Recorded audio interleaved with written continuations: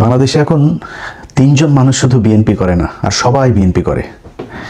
তিনজন মানুষ কে কে? একজন হচ্ছে পিনাকি ভট্টাচার্য, আরেকজন ডক্টর কনক সারোয়ার, আরেকজন এই অধম আমি। আমরা ছাড়া সবাই বিএনপি করে। মানে চুটকা পুটকা তো আসেই, ধরেন বিরানি সাহেব, তারপরে ওই যে ডাক্তার জাহেদ মায়েদ যা আছে এগুলো তো আসেই। ওদের আলো, দিল্লি স্টারের মতি মাহফুজও এখন নাকি বিএনপি করে। তারা এখন বিএনপির বড় বড় প্রোগ্রামে গেস্ট হয়ে যায়, মানে মঞ্চে বসে। তাদের অনুষ্ঠানের ভেতরে আবার বিএনপির লোকজনকে মঞ্চে নিয়ে তারপরে বসায়। তারাও এখন বিএনপি। তারা নাকি বিএনপির মতো একটা দলকেই এতদিন ধরে চেয়েছিল। অথচ এই মতি মাহফুজ সেই 21শে আগস্টের গ্রেনেড হামলায় আপনাদের মনে আছে, এক জজ মিয়াকে তারা নাটক বানিয়ে তারপরে সেই জজ মিয়াকে দিয়ে সেই পুরো বিচার প্রক্রিয়াটাকে সরিয়ে দিয়ে নতুন করে 30 জনকে আবার সেই মামলায় আসামি করলো। সেই মামলার ভেতরে খালেদা জিয়াকেও ঢুকাতে চেয়েছিল, সেটা আর পারে নাই। তারেক রহমানকে পরে ঢুকাইলো। তারেক রহমান, লুৎফুজ্জামান বাবর, আব্দুল সালাম পিন্টু, পুরো বিএনপিটাকে ধ্বংস করে দেওয়ার জন্য যা করা প্রয়োজন এই গেল 17 বছর ওদের আলো, ডেইলি স্টার করেছে। 111-এর মূল হোতা হচ্ছে এই দুইজন। আজকে তারাও নাকি বিএনপি করে। তো বিএনপি যদি এই বিএনপি হয় তাহলে তো এই বিএনপি আমরা করব না। বিএনপির আজকে যে অবস্থান, তারা নাকি মুক্তিযুদ্ধের চেতনার শক্তি। এটা তো আওয়ামী লীগের বয়ান। আবার জামাত ইসলাম হচ্ছে গিয়ে নাকি রাজাকার, জামাত ইসলাম নাকি 71-এ নাকি ধর্ষণ করেছে, তারপরে খুন করেছে, এইসব তারা দেশদ্রোহী, তারা পাকিস্তানের প্রোডাক্ট, এগুলো তারা বলে। যদি এগুলো বলে তাহলে এই বিএনপি আমরা করব না। আমরা যদি নাকি এই অবস্থানে বিএনপি থাকে এবং সারা জীবন, আমার জীবন যতদিন আছে ততদিন নির্বাচন করে, তাহলে ততদিন আমি বিএনপির বিরুদ্ধে দাঁড়াবো। বিএনপি আমার মারুক কাটুক, বিএনপি আমার যা মনে চায় করুক, কিচ্ছু বলা নেই। আমি এই বিএনপির বিরুদ্ধে নির্বাচনে যে দাঁড়াবে শক্তিশালী দল, আমি তার পক্ষে কাজ করব যতটুকু সম্ভব। এখন আমরা কাজ করলে আবার এটাতে কি হবে, কিছুই হবে না, এরকম আসে না একদল, যে আমরা থাকলেই কি না থাকলেই কি। আমরা থাকলে কি সেটা এবারে নির্বাচনে খুব ভালোভাবে বিএনপি টের পেয়েছেন। প্রকাশ্যে বলার দরকার নেই, গোপনে যখন আলাপ করেন তখন এটা স্বীকার করেন যে এবার আপনারা জিতেন নাই। ধরেন আপনারা নির্বাচনে যেটা দেখিয়েছেন সেটাই ধরলাম। এতদিন জামাত শিবিরের লোকজনকে বট টট বলেছে না, তো কত পার্সেন্ট ভোট পেয়েছে? 32%। 53টা আসনে 5000 ভোটের ব্যবধানে বা তার নিচে ব্যবধানে তা আপনারা পাশ করেছেন। তাইলে এই যে এতগুলো মানুষ ভোট দিল, সব বট, সব খালি এদের খালি বট, আর আপনারা হচ্ছে রিয়েল মানব। তো বটেরা খালি ফোনে ইয়েতে আইসা, ফেসবুকে সোশ্যাল মিডিয়াতে আইসা কমেন্ট করে, লাইক দেয়। এদের ফোন আছে, তোদের ফোন কেনার টাকা নাই, এত চাঁদাবাজি করে টাকা কি করিস? ফোন কিন, ফোন কিনা, তারপরে তোরা নিজেরা বট বানা, নিজেরা এসে তারপরে সোশ্যাল মিডিয়া। তোরা তো রিয়েল মানব, তোর তো বট দরকার নাই। রিয়েল মানবরা এসে তারপরে কমেন্ট কর, তারপরে রিয়েক্ট দে, কাদেরটা কাদের কোন জায়গায় কারা জিতে যায় আমরা দেখতে চাই। তো আসলে বাস্তবে কি সেটা কিন্তু ওরা টের পেয়েছে, যে আমরা যেই দিকে যাব সেই দিকে গেলে মানুষের জনমত, আজকে যেই জুলাই যোদ্ধা বলেন আর যত যোদ্ধাই বলেন, এই যে যোদ্ধাদেরকে সামনে রেখে 5-6 জন আজকে জাতীয় নেতা হয়ে গিয়েছে, এমনি এমনি হয় নাই। এখানেও এই পিনাকি ইলিয়াসদের অনেক অবদান আছে, এগুলো এত দ্রুত মুখ পুষিয়ে ফেললে হবে না। যাই হোক, যদি এই অবস্থানে থাকে তাহলে বললাম যেটা সারা জীবন বিএনপির বিরুদ্ধেই থাকবো। কিন্তু বিএনপি যদি খালেদা জিয়ার বিএনপি হয়, বিএনপি যদি জিয়াউর রহমানের বিএনপি হয়, তাহলে আমি তারেক রহমানের চাইতে বেশি বিএনপি। বিএনপি খালেদা জিয়া, জিয়াউর রহমানরা কি চেয়েছে? খালেদা জিয়া নিজের মুখে বলে গিয়েছেন যে 72-এর সংবিধান উনি ক্ষমতায় আসলে ছুঁড়ে ফেলবেন। 5th অ্যামেন্ডমেন্ট জিয়াউর রহমান করে গিয়েছেন 4th অ্যামেন্ডমেন্টের পরে। সেই শেখ মুজিবের বাকশাল থেকে শুরু করে পত্রপত্রিকার 4টা পত্রিকা ছাড়া সব পত্রিকা বাতিল করে দিয়ে একদলীয় যে শাসন ব্যবস্থা শেখ মুজিব করে গিয়েছিল, সেটার বিপরীতে জিয়াউর রহমান 5th অ্যামেন্ডমেন্ট করে গিয়েছেন। বহুদলীয় গণতন্ত্রের প্রবক্তা। আমি সেই জিয়াউর রহমানের বিএনপি করি। এখন যদি আপনি মনে করেন যে বিএনপির এই যে নতুন করে শুনেন না যে রাজাকার, 71-এ জামাত ইসলাম নাকি ছিল রাজাকার, জামাত ইসলাম নাকি মানুষ খুন করেছে, 31 লক্ষ মানুষ মেরেছে, 2 লক্ষ মা বোনের ইজ্জত পান করেছে, এগুলো শোনেন না? এগুলো বলা হয়। এগুলো কোনোদিন জিয়াউর রহমান বলেছে? এগুলি কোনোদিন খালেদা জিয়া বলেছে? খালেদা জিয়া নিজের মুখে, ভিডিও এখনো ইউটিউবে আছে, যে 71-এর ঘটনায় জামাতের যে নেতাদেরকে ফাঁসি দেওয়া হয়েছে, এটা ষড়যন্ত্রমূলকভাবে ফাঁসি দেওয়া হয়েছে, এই অপরাধের সাথে তারা জড়িত না। ভাই, 76-এর নির্বাচনে জামাতের ক্যান্ডিডেট ছিল 2জন বা 3জন। সারা বাংলাদেশে তাদের সংগঠনই ছিল না। সেখানে তারা নাকি সারা দেশে শুধু জামাত একলা এই করলো। কেউই চায় নাই যদি আমারে বলেন 5% লোকও সেই যুদ্ধে অংশগ্রহণ করেন, এখন তো ভুয়া মুক্তিযোদ্ধার অভাব নাই। মুক্তিযোদ্ধা কারা ওইটা নিয়ে বিতর্কে নাই গেলেন। 30 লক্ষ মা আর 2 লক্ষ মা বোনের এই হিসাব আপনার গ্রামে গ্রামে আপনার পরিচিত লোকজনের দেওয়া করেন, এই কথা বহুবার বলেছি। হিসাব করেন, হিসাব করলে সব হিসাব পাওয়া যায়। এক এক গ্রামের মধ্যে 45 জন করে মানুষ মারা যাওয়ার কথা, যদি 30 লক্ষ মানুষ মারা যায় বলেন কয়জন? এক এক গ্রামে 3 জন করে মহিলা ধর্ষণ হওয়ার কথা। আপনি আপনার আশপাশের লোকজন, আশপাশের গ্রাম 14 গোষ্ঠীর মধ্যে খোঁজ নিয়ে যদি জানতে পারেন পাকিস্তানি মিলিটারি কোনো নারীকে ধর্ষণ করেছে, প্রকাশ্যে আসা কান ধরে উঠবোস করব। আজও পর্যন্ত পায় নাই। আমরা অনুসন্ধান করেছি, জরিপ করেছি, কোনো জায়গায় এটার খুঁজে পাওয়া যায়নি। মুক্তিযোদ্ধা মন্ত্রণালয় নিজে বলে 669 জন হইল গিয়া 523 জন, ঢাকা বিভাগে 69 জন, 523 জন নাকি ধর্ষিত হয়েছে। মুক্তিযুদ্ধ মন্ত্রণালয়ের ডাটা, সেই ডাটার কোনোটাই খুঁজে পায় না। আমরা পুরো ঢাকা বিভাগ নিয়ে কাজ করেছি, একজনও পাওয়া যায়নি। ভুয়া বীরাঙ্গনা সাজায় এগুলো করেছে কারা? ইন্ডিয়া করেছে। এখন বিএনপির জিয়াউর রহমানের আশপাশে কারা ছিল? জিয়াউর রহমান শাহ আজিজ থেকে শুরু করে আপনার যারা জিয়াউর রহমানের সাথে ছিল, এই যে আজকে যে মির্জা ফখরুল আলম, ওর বাপও রাজাকার ছিল, রাজাকার। তো জিয়াউর রহমান কেন তাইলে ওনাদেরকে নিয়ে থাকতেন? খালেদা জিয়া এই জামাত আমৃত্যু তিনি জামাতের পক্ষে কথা বলে গিয়েছেন, কেন? ওনারা জানেন এখন আজকে যদি তারেক রহমান নতুন করে বলে সেই 71-এর চেতনায় বিএনপি চলবে, এই বিএনপি তো ভাই আমরা করব না, এই বিএনপির পক্ষেও কাজ করব না। এখন সমস্যার শুরুটা এবার কোত্থেকে হইলো আপনাদেরকে একটু বলি। নির্বাচনের প্রায় 3 মাস হয়ে গেল। আমার মনে হয় এই বিষয়গুলো আপনাদের সামনে আস্তে আস্তে পরিষ্কার করা উচিত। আমরা বিএনপির জন্য কি করেছি? তারেক রহমান তো আজকে প্রধানমন্ত্রী, এই গেল 15 বছর তো তারেক রহমান প্রধানমন্ত্রী ছিল না, তাই না? আমি পিনাকি দাদা, কনক সারোয়ার, ওনাদের হিসাব আমি বাদ দিলাম, ওনাদের কথা ওনারা বলবে সেটা আমরা বাদ দিলাম। যদিও ওনাদের দুইজনের প্রতিটা কথার সাথে আমি একমত। পিনাকি দাদা বলেন, কনক সারোয়ার বলেন, প্রতিটা বক্তব্যের সাথে আমি একমত। আমার অনেক বক্তব্যের সাথে ওনারা একমত না হইতে পারবেন, ওনাদের প্রতিটা বক্তব্যের সাথে আমি একমত, কারণ আমার ভিডিওটা দেখলে তারপরে বুঝবেন। এখন ধরেন নির্বাচনের আগে আমি আমার কথাটা বলি। এই গেল 1.5 বছরে আমি অন্তত 5টা ভিডিও করেছি। এটা করে অনেকের গালিও শুনেছে যে তারেক রহমান তিনি আসলেই চান, তার একটা প্ল্যান আছে এবং তিনি আসলেই চান তিনি দেশটাকে একটা ভালো জায়গায় নিয়ে যাবেন এবং আমি চাই বিএনপি ক্ষমতায় আসুক। এই কথা আমি গেল 1.5 বছরের মধ্যে অন্তত 5 ভিডিওতে বলি। আমার চ্যানেলে এখনো সেই ভিডিও আছে।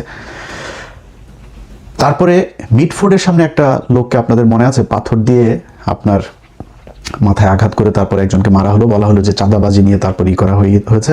ওইটা নিয়ে আমি ওই ঘটনাটা নিয়ে আলাদা একটা ভিডিও করেছিলাম। সেই ছেলেটা হচ্ছে আওয়ামী লীগের এবং ছাত্রলীগের সাথে তার ছিল, সে এই বিএনপির সাথে এসে বিএনপির একটা গ্রুপের সাথে মিলে সে কাজটা করেছে। সেখানেই দিয়েছি বিএনপি আপনার বিভিন্ন হাটে বাজারে বিভিন্ন জায়গায় গিয়ে তারপরে তারা চাঁদাবাজি করছে, তারা সব দখলবাজি করছে। তো আমি ওইটা নিয়ে একটা আলাদা ভিডিও করেছি যে আজকে একটা হাট, সরকারি একটা হাট, সরকারি একটা পাওয়ার, সরকারি একটা বিল, সরকারি একটা প্রতিষ্ঠান, যেসব জায়গাগুলো লিজ দেওয়া হয়, ইজারা দেওয়া হয় 5 বছর 1 বছরের জন্য, এইসব প্রতিষ্ঠানগুলো যাদের হাতে ছিল সারা সব আওয়ামী লীগের লোকজন ছিল। এখন আওয়ামী লীগ সেগুলো সব থুয়ে পালিয়েছে। এখন এই হাটটা চালাবে কারা? বিএনপির লোক চালাবে না। আমি নিজে ওইটা নিয়ে ভিডিও করেছি যে এটা বলা হচ্ছে দখলবাজি, চাঁদাবাজি। এটা চাঁদাবাজি না, এটা দখলবাজি না, কারণ ওইখানে কাউকে না কাউকে সেই দায়িত্ব নিতে হবে। বিএনপি সেই দায়িত্ব নিয়েছে। হ্যাঁ, বিএনপির ভিতরে দলীয় কোন্দল আছে, মারামারি হয়েছে, গ্যাঞ্জাম হয়েছে, সেগুলো হচ্ছে, কিন্তু কারো না কারো তো চালাইতে হবে। ইভেন গেল কয়েকদিন আগে বিভিন্ন সিটি কর্পোরেশনে বিভিন্ন জায়গায় আপনার বিএনপি নিজেদের লোক প্রশাসক হিসেবে বসিয়েছে, ডিসি বিভিন্ন জায়গায় চেয়ারম্যান বিভিন্ন জায়গায় বসাচ্ছে, এমনকি ভিসিগুলো বসাচ্ছে। এটা নিয়েও অনেক সমালোচনা হয়েছে, কিন্তু মানে তর্কের খাতিরে তর্ক যদি করতে বলেন অনেক কিছু বলতে পারবো, বাট যদি মানে অনেস্টলি যদি বলতে বলেন, বিএনপি এতদিন ক্ষমতায় ছিল না। এই লোকগুলো কারা? এই লোকগুলি তো আওয়ামী লীগের লোক, এরা তো জামাতের লোকও না, এরা নিরপেক্ষও না, এরা আওয়ামী লীগের লোক ছিল। অথবা ইউনূস যাদেরকে বসিয়ে দিয়ে গেছে তাদের, এবং ইউনূসের সময়ের বেশিরভাগ জায়গাতে আওয়ামী লীগকেই তারা পুনর্বাসিত করেছে, সব জায়গাতে। সেই লোকগুলোকে এখন বিএনপি বসায় রাখবে? বিএনপি সরকার ক্ষমতায়, বিএনপির কোনো একটা কিছু হলে তো দায় বিএনপির উপরে যাবে, তো বিএনপি তাদের লোক বসাবে না? এমনকি বাংলাদেশ ব্যাংকে বিএনপি মনে করেছে সে ভালো করবে, সমস্যা কি? যদি নাকি এখন আরেকজনকে বসে, সে কি মানে পীর সাহেব ছিল নাকি? সে ফেরেশতা ছিল? ইউনূস একজনকে বসিয়েছিল, এই যে মনসুর সাহেব, কি করেছে? কোন ঘটনার বিচার করেছে? তারা এই যে রিজার্ভ চুরি থেকে শুরু করে 1.5 বছর একটা সরকার সময় পেয়েছে, কম সময় না, 1.5 বছরে কি করেছে আমার বলেন। আজকে যে জুলাই সনদ নিয়ে এত কথা বলে, এই জুলাই সনদ আপনি 1.5 বছরে করেন নাই কেন? আমি অন্তত 5টা ভিডিও করেছি ডক্টর ইউনূসকে 20 বছর ক্ষমতায়, আজীবন ক্ষমতায় চাই, যতদিন চাই ততদিন ক্ষমতায় চাই, আমরা বিশ্বাস করেছিলাম। অনেকে আমার ওই ভিডিও আবার এখন মাঝে মধ্যে, ভাই আমি না, বাংলাদেশের প্রতিটা মানুষই চেয়েছে ইউনূস থাকুক, সবাই মনে করেছিলাম সে শেষ বয়সে অন্তত একটা ভালো কিছু করে যাবে, সারা জীবন মানুষ তাকে মনে রাখবে। আজকে মান সম্মান কোথায় আছে ডক্টর ইউনূস? আপনি এবং আপনার উপদেষ্টারা, আল্লাহ যদি বাঁচায় রাখে বাংলাদেশে, দেখবো আপনাদের অবস্থান কি। কোনো জায়গায় কোনো কিছু করে নাই ডক্টর ইউনূস। এই যে জুলাই সনদ যেটাকে আমরা এখন বলি না, আমি খুব বেশি মাতামাতি এটা নিয়ে করি না। কেন করি না জানেন? এটা জুলাই সনদ, আমি সংবিধান ছুঁড়ে ফেলতে চাই, কিন্তু জুলাই সনদ আমি চাই না। এটা ইউনূস সনদ।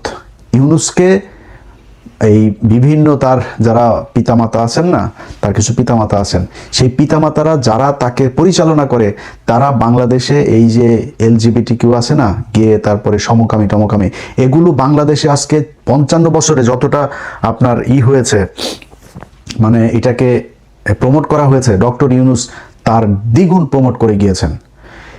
এই গেল বছর রোকেয়া বেগম, রোকেয়া এটা ছিল হইলো এই যে নাম কি, তসলিমা নাসরিনদের পূর্বসূরি, ওরাই ওই ন্যাংটা এই ইয়েগুলি, এই যে জাউরামিগুলি যত আছে, যে নাস্তিকতাবাদ, ইসলাম বিদ্বেষ, এগুলি এই বেগম রোকেয়ারা শিখিয়ে গিয়েছে। এই ভাতার ছাড়া মহিলা আপনার মারা গিয়েছে যেদিন, তার মৃত্যুবার্ষিকী না জন্মবার্ষিকী, মৃত্যুবার্ষিকী, এনসিপির আমি একজনের কাছে শুনেছি, তাদের সবাইকে ডক্টর ইউনূস নিজে বলেছে এটা সবার ফেসবুকে পোস্ট করতে হবে, এমনকি তার দপ্তর থেকে নাকি পোস্ট লিখে দেওয়া হয়েছে। সেই পোস্ট নাহিদ, আসিফ, শারজিজ যত আছে সবাই তারা সেটা পোস্ট করেছে। কারণ কি? তাকে প্রমোট করতে হবে, সমকামিতা প্রমোট করতে হবে।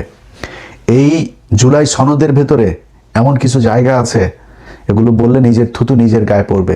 এমন কিছু জায়গা আছে যেটা এই দেশকে সমকামিতা, এই বেহায়াপনা, বেলাল্লাপনার দিকে নিয়ে যাবে। এখানে খুব বেশি করি না। এনসিপি লোক বলে ভাই আপনি আমাদের বিরুদ্ধে, এনসিপি বাবা তোমরা কোথায় ছিলা? তোমরা নির্বাচনের আগের দিন পর্যন্ত সময় পাও নাই, কি করছো? খালি চাঁদাবাজি করছো, সময় পাও নাই। নির্বাচনের আগের দিন পর্যন্ত তোমরা জুলাই সনদে স্বাক্ষর করো নাই, কেন করো নাই? তোমার এত জুলাই সনদের পিরিতি উঠছে, তুমি কেন, কিসের জন্য করে নাই? আজকে বিএনপির দোষ দিয়া বহু সমালোচনা করলে ভাই, আল্লাহর নিয়েও সমালোচনা করে মানুষ, করে না? কিন্তু যদি নাকি আপনি আমারে সত্যি কথা বলতে বলেন, কোনো নির্বাচিত সরকার কোনোদিন এইটা করবে না যে 10 বছরের বেশি প্রধানমন্ত্রী হইতে পারবো না। তোমার সময় সুযোগ দিচ্ছে বাংলাদেশের মানুষ, তুমি করে যাও নাই কেন? 1.5 বছর তুমি তোমার বিশ্ববিদ্যালয়, তোমার ট্রাভেল এজেন্সি, তোমার ম্যান পাওয়ার বিজনেস সব রেজিস্ট্রেশন নিয়ে যাইতে পারলা, আর খালি জুলাই সনদটা করে যাইতে পারলা না কেন? কারণ কি? সংবিধানটা তুমি করতে পারলা না, তোমার টাকা খরচ করো নাই। তো বিডিআর কমিশনের করে গিয়েছো, সেখানে টাকা খরচ করলা, লোক নিয়োগ দিলা, সেটা করলা না কেন? বিচার করলা না কেন? আলেমদেরকে, প্রতিটা আলেম আল্লাহর কাছে, ওরে সারা জীবন আল্লাহর কাছে, আপনারা যতদিন জীবিত থাকেন আল্লাহর কাছে মানে এর বিচার চাইয়া যাবেন। 1.5 বছরও ক্ষমতায় ছিল এই ডক্টর ইউনূস, একজন আলেমকে ছাড়তে চায় নাই। প্রতিটা আলেমকে ডক্টর ইউনূস আর আসিফ নজরুল চেয়েছে তারা জেলখানায় থাকুক। কেন? কিসের জন্য? কিভাবে? যখন কিনা আমি তো আজকে তো ইউনূস নাই, বিএনপির যারা আছেন, বিএনপির যারা মন্ত্রী আছেন, তারা যায় আইজি প্রিজনকে যা বলবেন, ভাই আপনার ফোনটা দেন, হোয়াটসঅ্যাপে ইলিয়াসের সাথে আপনার চ্যাটিং করব, দেখব। কয়েক শত আলেমদের জামিনের ব্যাপারে জেল সুপার, আইজি প্রিজন, যেটা না হয়েছে সবশেষ আইজি প্রিজন পর্যন্ত গিয়েছি, জামিন হয়, আটকায় দেয়, এখান থেকে দেয় না, আইন মন্ত্রণালয় থেকে দেয় না, ডিজিএফআই দেয় না, ওই দেয় না। আরেক চুতি হইলো এই যে এই ওয়াকারের সেনাবাহিনী, এরা একজন আলেমকে ছাড়তে চায় নাই। আপনারা হাদি যেদিন মারা গেল, খবর এলো যেদিন মারা গেল, মৃত্যু ঘোষণা করা হলো, সেই দিন দেখেছেন সব পুরো গোষ্ঠী শুদ্ধ ধুইয়া দিয়েছে সেই দিন। তারপরে আমার এই যে তার আগে আবার প্রথম আলোর ঘটনা, তো প্রথম আলোর ঘটনা আমি মনে করি, আমি যদি নাকি মৃত্যুর পরে যদি নাকি আল্লাহর কাছে যায় একটা কিছু দেখাইতে চাই যে আল্লাহ আমি বেহেশত চাই এটার কারণে, তাহলে প্রথম আলোর বিরুদ্ধে থাকা এটা আমার একটা বড় কাজ। সো এটা নিয়ে আমি একদম রিগ্রেট ফিলও করি না, নিজের দোষীও মনে করি না, কিছুই মনে করি না। এখন এই যে প্রথম আলোর এই যে ঘটনা যত কিছু আছে এগুলো মিলে আসা আমার এই করলো, বাংলা এডিশন বন্ধ করলো।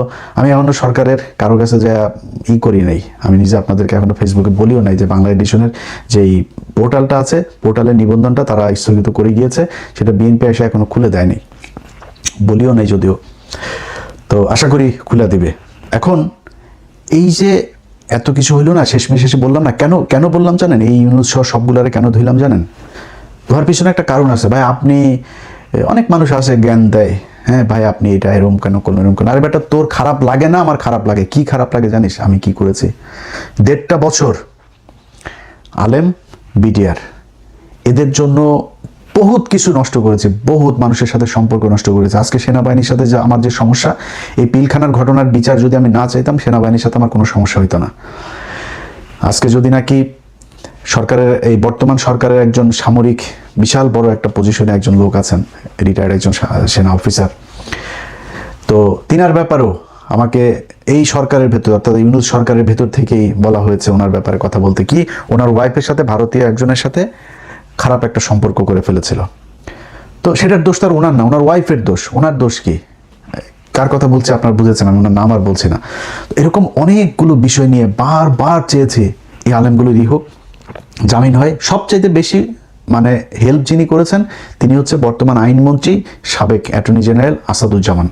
যদিও উনি এই যে দিলীপ আগারওয়ালার জামিনের সাথে ওনার কিছুটা রোল ছিল, এবং কায়সার কামাল যিনি এখন ডেপুটি স্পিকার, এই দুইজনের রোল ছিল। আসিফ নজরুল এটার মূল হোতা ছিল, তাকে ছেড়ে দিয়েছে তারা। সম্ভবত 7টা মামলা রাতের আধারে চুপে চুপে করে তারপরে একটা করে তারা জামিন দিয়ে তারা দেশ থেকে বার করে দিয়েছে। তারপরে আমরা জানতে পারি, এরপরে আসাদ ভাইয়ের বিরুদ্ধে আমি কথা বলেছি, কিন্তু সত্যি কথা বলতে আসাদ ভাই এই আলেমদের মুক্তির জন্য ওনার কাছে যখনই কোনো কথা বলেছি তখনই উনি সাথে সাথে সেটা অ্যাকশন নিয়েছেন, এবং দেখা গিয়েছে সেটা জামিন হয়েছে। এমনকি সেনাবাহিনীর বিজিবির প্রধান যিনি বিজিবি, আমি হঠাৎ করে একদিন একটা পোস্ট করেছিলাম যে জামিনের বিষয় নিয়ে, মানে সংক্ষেপে বলি, তখন উনি একজনের মাধ্যমে, ওনার পরিচিত আরেক কলিগ, উনি ফোন দিল, ভাই উনি একটু কথা বলবেন। বললাম সমস্যা নেই, কথা বললাম। উনি বললো ভাই আপনি এটা পোস্ট করেছেন, এটা তো সত্যি না। আমি বললাম তাহলে আপনি ওনাদের জামিনের ব্যবস্থা করেন। যাক, তারপরে জামিন হয়ে গেল। ওই সময় সবশেষ জামিন যেটা ছিল সম্ভবত 31 জন বোধহয় জামিন হয় ওই দিন। এই কাজগুলোর প্রতিটা ক্ষেত্রে আমার মনে হয়েছে যে আমি মনে হয় বাংলাদেশের প্রধানমন্ত্রী, মানে আমি ছাড়া আর কারো কোনো দায়িত্ব নাই। এই 15 বছরে এই যে মানুষগুলো যে কষ্ট করলো, সবার আগে এসে তো ভাই আপনার এই পিলখানার বিচার করা দরকার ছিল। সবার আগে এসে যে আলেমগুলো জেলখানায়, এদের উপরে সবচেয়ে বেশি জুলুম নির্যাতন হয়েছে, তাদের এই বিচার করা দরকার হয়েছিল, করে নাই। এগুলো নিয়ে আমার সাথে সমস্যা শুরু হলো, এবং ওই দিন আমি তারেক রহমানের আশপাশের কিছু লোকজন আছে, যেমন কায়সার কামাল এদেরকেও ধুইছিলাম। তো এটা নিয়ে বিএনপি আমার উপরে কষ্ট পেয়েছেন। তার উপরে যেদিন আমার ফেসবুক বন্ধ করলো মেটা আমার ফেসবুক বন্ধ করার পরে তারেক রহমানের খুব ঘনিষ্ঠ, যদিও উনি এখন সেটা একটা লাথি খেয়েছেন, ওর নাম হচ্ছে ওয়াহিদুজ্জামান। এই ওয়াহিদুজ্জামান হইল গিয়া তারেক রহমানের সাথে যেইভাবেই হোক সে কোনো একভাবে ঘনিষ্ঠ হয়েছিলেন, মানে এখন ইদানিং লাথি খাওয়ার আগ পর্যন্ত ঘনিষ্ঠই ছিলেন। তিনি বিএনপির তথ্য প্রযুক্তি বিষয়ক উপদেষ্টাও ছিলেন, সম্পাদক। সেই ব্যক্তি ফেসবুকে একটা পোস্ট করলেন যে আমার ফেসবুক তিনি খেয়ে দিয়েছেন, হ্যাঁ, আমার সন্তানদের পেটের ভাতের কথা চিন্তা করে তিনি এতদিন এটা করেন নাই, এখন তিনি খেয়ে দিলেন, বাড়াবাড়ি করলে জেলে যাইতে হবে আমারে নাকি, এই পোস্ট করলেন তিনি। এখন উনি তো ওই সময় ছোটোখাটো ব্যক্তি না, তারেক রহমানের তথ্য প্রযুক্তি বিষয়ক, তারেক রহমানের ফেসবুক, টুইটার, এগুলোর পাসওয়ার্ডও তার কাছে ছিল তখন। তো সে তো ছোটোখাটো লোক না। তিনি যখন আমাকে নিয়ে এরকম পোস্ট করবে, আমি তারপরে বিএনপির পিছনে ঘুরবো, আপনার মনে হয়? ডক্টর কনক সারওয়ার, উনি তো এখনো পর্যন্ত আমার জানা মতে বিএনপির বিরুদ্ধে কোনো কথা বলেন নাই। এমনকি আমরা নির্বাচনের 2 দিন আগে আমরা 3 জন লাইভে আসার কথা ছিল, সেই দিনও কিন্তু উনি যুক্ত হন নাই। আমি, পিনাকি দাদা 2 জন ছিলাম। সে ব্যক্তির বোন জেলখানায় ছিল, তিনি এই বিএনপির কাছ থেকে কি পেয়েছে? পিনাকি ভট্টাচার্যের সাথে কি হয়েছে আমি জানি না, বিএনপির কোন লেভেল থেকে কথা। আমি যতটুকু জানি যে তারেক রহমানের সাথে তার একটা বৈঠক হয়েছিল, এবং সেখানে কি কি কথাবার্তা হয়েছে, কি কোন বিষয়ে তারা সমঝোতা হইতে পারে নাই, আমি জানি না সেটা।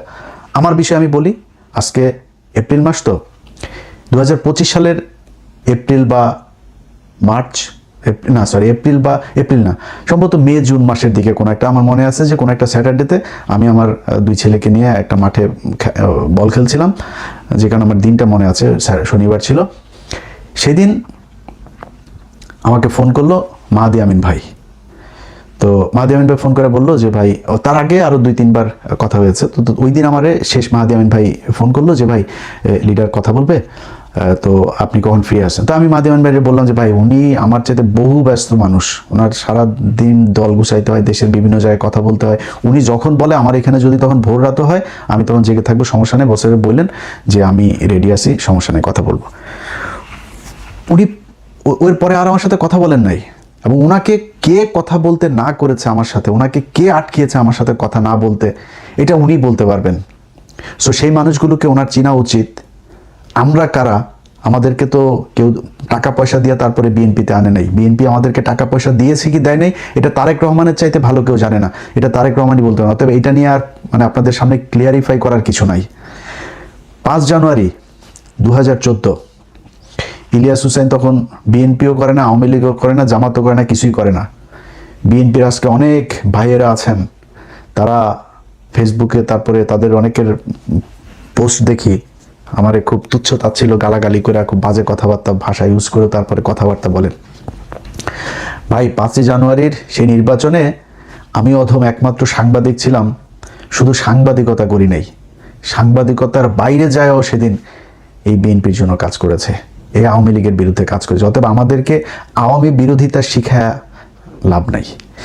বিএনপির 15 বছরে তারেক রহমান, খালেদা জিয়া, তাদেরকে নিয়ে কোনো সমালোচনা করার কিছুই নাই, বিষয়টা এরকম না। এটা মানুষ মাত্রই থাকতে অনেক কিছু করা যাইতো, অনেক মানুষ করেছেও। আমাদের অনেক লোকজন এখন যাদেরকে বিরাট জাতীয়তাবাদ মনে বলে প্রচার করেন, তারা তারেক রহমান, তারা যে কি যেন উনি লন্ডনে থাকেন, কি মানে বিশাল একটা ভাব নিয়ে এইসব কথা, তারাও এখন বিশাল বড় বড় বিএনপি। দরকার নেই ভাই এত বিএনপি হওয়ার। তো আমরা 15 বছরে চাইলেও এরকম অনেক কিছু বলতে পারতাম, বলি নাই কোনোদিনও। অতএব আমাদেরকে নিয়ে যদি নাকি এখন বারবার সব কয়টা জায়গায় আমাদেরকে অপমানিত করা হয় আর মনে করা হয় যে আমরা বিএনপির পিছনে ঘুরবো সুবিধা নেওয়ার জন্য, আল্লাহ যেন জীবনে কোনোদিন এরকম সুবিধা না নেয়, কোনো দলের কাছ থেকেই না নেওয়া। আজকে যারা মনে করছেন যে জামাত ইসলাম বোধহয় এই আমারে মনে হয় টাকা পয়সা দিয়া বোধহয় তারপরে জামাতের পক্ষে নেওয়া হয়েছে, মুসলমান যদি হয়ে থাকি, এক জবান যদি হয়ে থাকে, আল্লাহর সাক্ষী রাইখা, এই বাংলাদেশের মানুষের সাক্ষী রাইখা বলছি, যদি জামাত ইসলামের কাছ থেকে, খালি আমি না, আমারে তো সরাসরি দেওয়া তো পরের কথা, বাংলা এডিশন আজকে ধরেন 2 বছর হইতে গেল, জামাত ইসলাম এই বাংলাদেশ এই বাংলা এডিশনকে 4 আনা পয়সার কোনো বিজ্ঞাপনও দেয় নাই, 4 আনা পয়সার টাকাও দেয় নাই, বরং বাংলা এডিশনের উদ্বোধনের সময় বিএনপির অনেক নেতা আমাদের ফান্ডে টাকা দিয়েছেন, জামাত ইসলাম 1 টাকাও দেয় নাই। কেন গিয়েছি? মনে করেছি যেই বিএনপি নির্বাচনের আগে বলেছে যে বিএনপি আওয়ামী লীগ ভাই ভাই, নির্বাচনের পরে আওয়ামী লীগের সবার মামলা প্রত্যাহার করে নেওয়া হবে, এবং সেটা হচ্ছেও এখন। আজকে একজন এই চিন্ময়ের মতো একজন সন্ত্রাসী, তাকে আজকে জামিন দেওয়ার জন্য সংস্কৃতি মন্ত্রী, এই নাম কি রায় চৌধুরী, এই বদমাইশ আপনার বলে যে তাকে ছেড়ে দেওয়ার জন্য সে ব্যবস্থা নিচ্ছে। তুই কে রে বেটা? তুই জজ, তুই আইনমন্ত্রী, তুই প্রধানমন্ত্রী, তুই রাষ্ট্রপতি, তুই ক্ষমা করার কে? বা তুই প্রধান বিচারপতি? তুই কে? তুই কিভাবে এটারে বললি যে ওরে চিন্ময়রে মুক্ত করার জন্য করা হচ্ছে? এই নিতাই রায় চৌধুরী, এরকম প্রতিটা জায়গায় আজকে বিএনপির একটা মানুষ, যেই মানুষেরা আমরা এই 15 বছর তো দেখেছি ভাই, আপনি আমার ভাইও না কিছুই না, সেই 10 তারিখের আন্দোলন থেকে শুরু করে খালেদা জিয়ার বাড়ির সামনে ট্রাক রাখা, যতগুলো ঘটনা ভাই, মানে মনে হয়েছে নিজের আপন ভাই কষ্ট পেলে যেরকম হয়, আপনাদের কাউকে কোথাও ধরে পেটালে, আপনারা ধান খেতে মশারি টানায় ঘুমাইছেন, এগুলো দেখলে আমাদের হৃদয়ে রক্তক্ষরণ হয়েছে। সেই মানুষগুলোর খারাপ লাগে না? আজকে যারা আওয়ামী লীগের লোকজন আপনার বাড়ির আশপাশে ঘোরাঘুরি করে, মামলা আছে, তারপরে পুলিশ কিছু বলে না, সেই বিএনপির আরেক নেতার সাথে ঘুরছে, আরেক নেতার সাথে মিলেমিশে তারপরে চাঁদাবাজি করছে, খারাপ লাগে না আপনাদের? যদি খারাপ না লাগে এবং এখান থেকে যদি বের না হয়ে আসেন, তাহলে ভবিষ্যতে আবার এই পৃথিবী একদিন আর 2 দিনের না। তারেক রহমান আজকে থাকবে না, তারেক রহমানের সন্তান বাংলাদেশে, ধরে নেওয়া যায় যে উনি একদিন প্রধানমন্ত্রী হবেন, তিনি সাফার করবেন যদি এই দেশে এই আওয়ামী লীগ এবং ভারত মুক্ত করে দিয়ে না যাইতে পারেন। আপনারা গ্যারান্টি দিয়া বলতে পারি, মনে করেন জামাত ইসলাম যদি ক্ষমতায় আসে, কোনোদিন যদি জামাত ইসলাম ক্ষমতায় আসে, তাহলে এই জামাত ইসলাম ক্ষমতায় এসে কোনোদিন এমন কোনো কাজ করবে না যেটাতে আপনি নিশ্চিহ্ন করে ফেলতে চাবে, আপনাকে আপনার পরিবারকে নিশ্চিহ্ন করে ফেলতে চাবে, যেটা আওয়ামী লীগ করেছে। কিন্তু আওয়ামী লীগ যদি আবার আসে, তাহলে আপনার উত্তরসূরি যারা আছে তারা একটাও জীবিত থাকতে পারবে না। অতএব কোন দেশ রেখে যাবেন, কিভাবে রেখে যাবেন, সেটা আপনাদের ইচ্ছা। আমরা ভাই অধম, আমাদেরকে নিয়ে টানাটানির দরকার নাই, আমাদের দরকার নাই, আমাদেরকে ফোন করারও দরকার নাই। আনিস আলমগীর ওনাদের সাথে কথাবার্তা বললেই চলবে, বরং কুত্তারে হাড্ডি দিয়ে সামনে রাখেন। বাট জিনিস একটাই চাই তারেক রহমান, সেটা হচ্ছে ইন্ডিয়ার পেটের মধ্যে আর ঢুকেন না। যদি ইন্ডিয়ার পেটে ঢুকেন, এবং আমরা এখনো দেখছি যদিও অনেক সমালোচনা আছে, অনেক কিছু আছে, বাট আমি এখন পর্যন্ত বিএনপি ক্ষমতায় আসার পরে যতগুলো জিনিস দেখেছি, যেমন আওয়ামী লীগের কর্মসূচি নিষিদ্ধ করার, এটা আইনে পরিণত করা হয়েছে। তারপরে আইপিএল এর খেলা দেখা, এটা সম্প্রচার বন্ধ ছিল। আরও কিছু বিষয় আছে যে বিষয়গুলো আস্তে আস্তে, তারেক রহমান আপনার উপরে চাপ নাই, ভারতের বিরুদ্ধে যদি কাজ করতে চান, যদি পারেন আমাদেরকে জাস্ট একটু জানাইলেই হবে যে আমাদের পলিসিটা এইটুকু জানলে উপকৃত হব, মানে জেনে অন্তত শান্তিতে থাকবো যে না ঠিক আছে এইভাবে হচ্ছে, বা আমাদের কথাবার্তা বলতে আমাদের কাজ করতেও সুবিধা হবে। বাট যদি মনে করেন যে সময় প্রয়োজন, আপনার হঠাৎ করে এসেই যে দেশটা একদম রয়ের পেটের মধ্যে ঢুকিয়ে দিয়ে গেছে, এখানে এসে আপনি আপনার বাবার মতো হঠাৎ করে এসেই তারপরে যদি সব চেঞ্জ করতে চান, সেটা আপনার জন্য হিতে বিপরীত হইতে পারে। সময় নেন, সমস্যা নাই, যে কৌশল অবলম্বন করতে হয় সেটাই নেন, কোনো সমস্যা নাই, কিন্তু দেশটাকে ভারত মুক্ত করে দিয়ে যান, এটাই আপনার কাছে অনুরোধ। কিচ্ছু চাই না, 15 বছর বিএনপির জন্য যা করেছি সেটার জন্য কিছু চাই না, ভবিষ্যতেও কিছু চাই না, এখনো কিছু চাই না। আলহামদুলিল্লাহ এই বাংলাদেশে শেখ হাসিনা নাই, এর চাইতে বড় আনন্দের বিষয় আর কোনো কিছু নাই। আমি যদি বাংলাদেশে যাইতাম, আমার তো এয়ারপোর্ট থেকে ছিন্ন ভিন্ন করে দিত। এখন আমি চাইলে বাংলাদেশে যাইতে পারবো, কি করবো? আমার জেলে আটকে রাখবে, আমার ফাঁসি দিবে, আমার কি করবে? জীবনের নিরাপত্তা, যেহেতু ভারতের বিরুদ্ধে কথা বলেছি, বিশেষ করে আমি, পিনাকি ভট্টাচার্য, এই দুইজনের জীবন সারা জীবনই ঝুঁকির মধ্যেই থাকবে ভারতের কারণে। অনেক মানুষজন আছে, অনেক কথাবার্তা বলেন, পিনাকি ভট্টাচার্য এই করেছে, পিনাকি ভট্টাচার্যর হলো হিন্দু, যেহেতু ওনার বোধহয় ভারতের সাথে উনি অনেক দেশের বিরুদ্ধে। ভাই, পিনাকি ভট্টাচার্যকে আজ পর্যন্ত তিনি যত ভিডিও করেছেন, কোনো ভিডিওর কথাবার্তা যখন যেই পজিশন নেওয়া দরকার পিনাকি ভট্টাচার্যকে দেখেছি, তখন তিনি ওই পজিশনে নিয়েছে। আমি নিজেও চেষ্টা করেছি যে পিনাকিকে নেগেটিভলি একটু দেখার জন্য, বোঝার জন্য, পাই নাই কোনো কিছু। তো এখন আপনি আমার ধাক্কায় পিনাকির বিরুদ্ধে কথা বলাইতে পারবেন? পিনাকির ঠিক জায়গায় আছে, পিনাকি যেটা চায় সেটা আমি চাই। এটা যদি আপনিও চান, তাহলে আপনি শান্তিতে থাকতে পারবেন। আর যদি না চান, ঘাটতারামো করে তারপরে হাসিনার মতো মানুষকে কি বললো ওগুলোরে বট টট বইলা উড়াইয়া দেন, তাহলে সমস্যা। ভালো থাকেন, আল্লাহ হাফেজ।